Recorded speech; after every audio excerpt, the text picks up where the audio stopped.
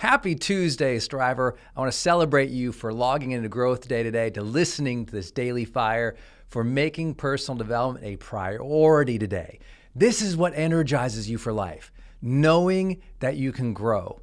This is what energizes you for life, doing the self-awareness work to find what is truly within, what's important, to tap into that potential we all have to be better, to do better, to create better, to contribute better.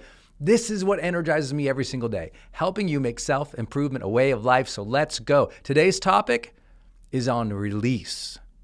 One of my favorite words in the entire English language. No kidding. Release.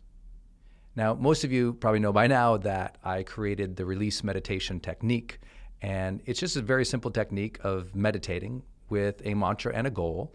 But that meditation came from an overall lifestyle choice when I was in my late 20s. I was burning out hard.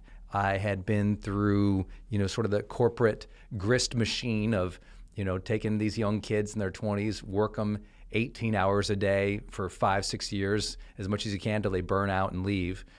And I was just realizing that so much of my life was stress and drama and hurry.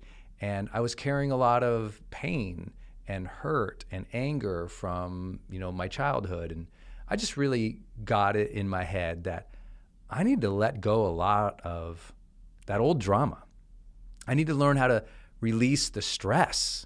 I needed to learn how to be with other people without having just like intensity and expectation and tension in my shoulders and a clenched jaw. If you know what I'm saying, people, I had to learn how to release.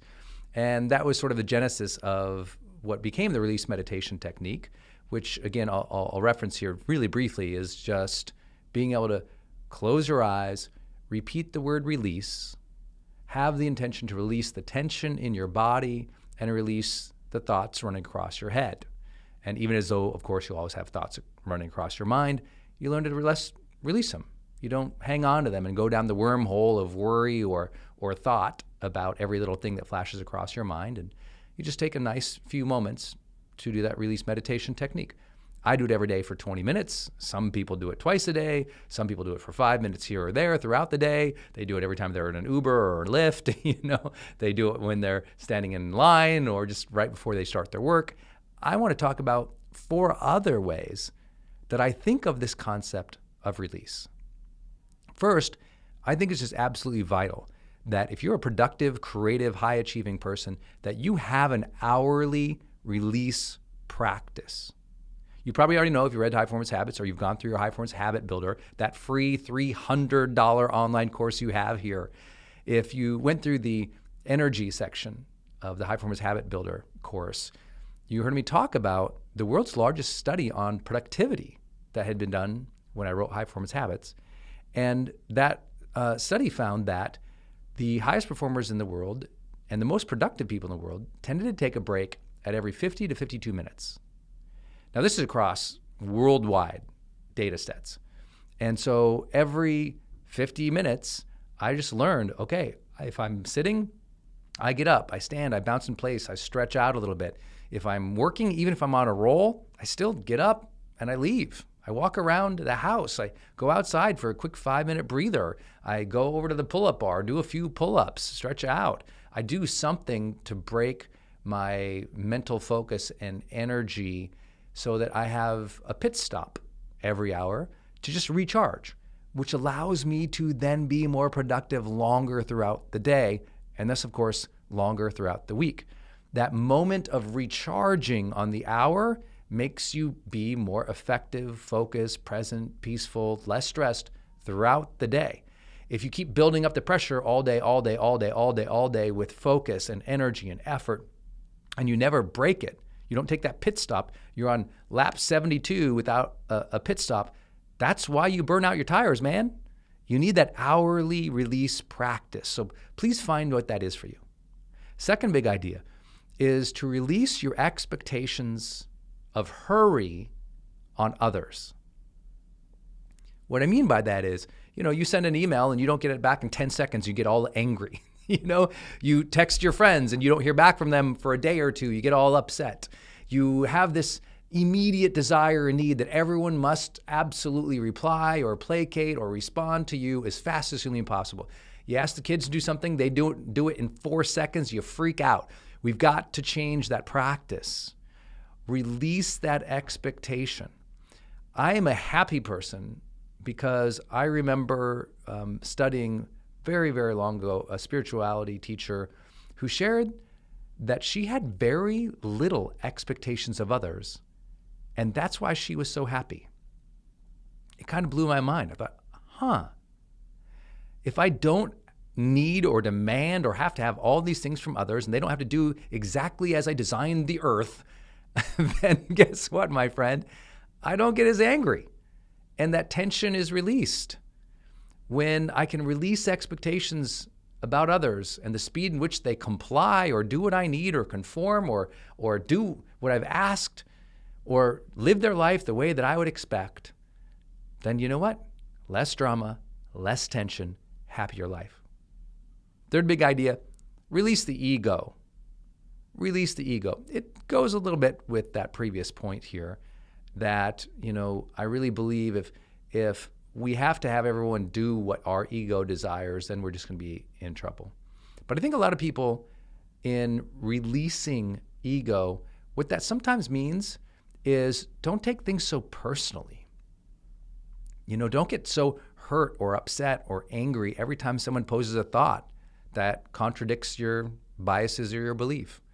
Don't get so hurt or angry every time somebody says anything online that's negative towards you. Don't get so upset if you don't achieve the perfect thing or have that bent towards perfectionism because your ego is all tied up into things. Let the ego move on and adopt the learning mindset. Step into your humble spirit. Don't feel like you have to quash and dominate other people. And suddenly, life feels better. Last idea, release the need for fake hurry and fake deadlines. A lot of our stress actually comes from self-imposed deadlines. Well, I have to get to the store today. I have to. I have to finish this project today by 5 p.m. or the world's going to fall apart. No, you can go to the store tomorrow.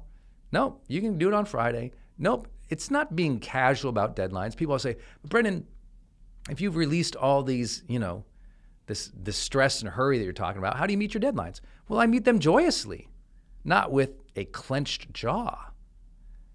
Does that make sense? I can still productively create and generate and move towards reasonable deadlines in my life without burning myself out. My journey has always been a rather joyful journey in terms of the deadlines I've set for myself once I became an entrepreneur. But when I was even a corporate employee with a company that had literally 80,000 employees and I was just a cog in the wheel, I was good at setting boundaries and expectations with my managers, my team, about what seemed reasonable, about how long I could work, about the deadlines I could hit with joy and full engagement and real excellence. Because I found that when you hurry, not only are you stressed and you have a lot of tension in your body, but you tend to do things with less quality. That hurry, that highly anxious mindset that you have, often that's ego. It's ego that's spilling in, that you have to be right, that you have to get it done on your deadline, that everyone has to comply with you.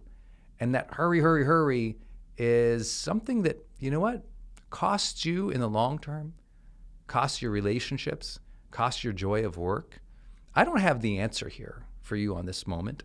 My job and my hope with GrowthDay is that you receive all these prompts that expand your own self-awareness, that deepen your own commitment to figuring things out and building the lifestyle and the experience of life that you truly want to have.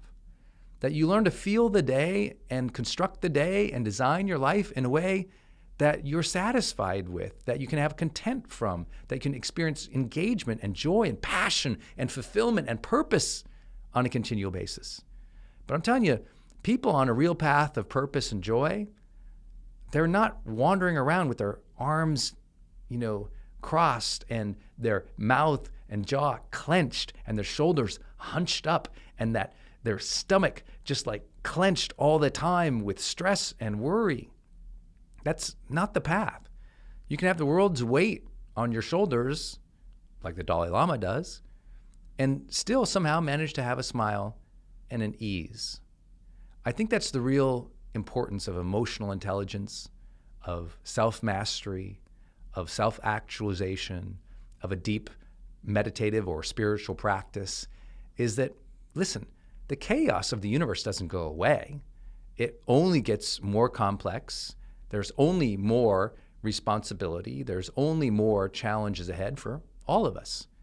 It's about learning to deal with that stimulus and that reality in such a way that, we can be a little more emotionally free during that journey, a little less stressed, that we've learned to release the thoughts and the tension in our body that cause us drama, especially the self-imposed kind. Listen, striver, you deserve to have an extraordinary quality of life. And the good news is you set most of those parameters up in your head, in your mindset, in your choices of attitude and how you spend your time and energy and focus and how you actually experience the world. My hope for you today is that these daily fires just become a little bit of a prompt for you to remember to be encouraged, to make some of those decisions, to release some of that tension and find your own way. If GrowthDay is helping you on that journey, do me a favor, hop into the App Store and leave us a positive review. Let people know that every day, hey, I get this daily fire. It encourages me to think about my life. Maybe it doesn't have all the answers, but you know what? It's opening the gates of awareness and helping me move forward in new ways. It's helping me live more intentionally. It's helping me journal and track my habits. It's helping me learn from world-class experts. It's helping me be part of a community where people actually give a dang about personal growth.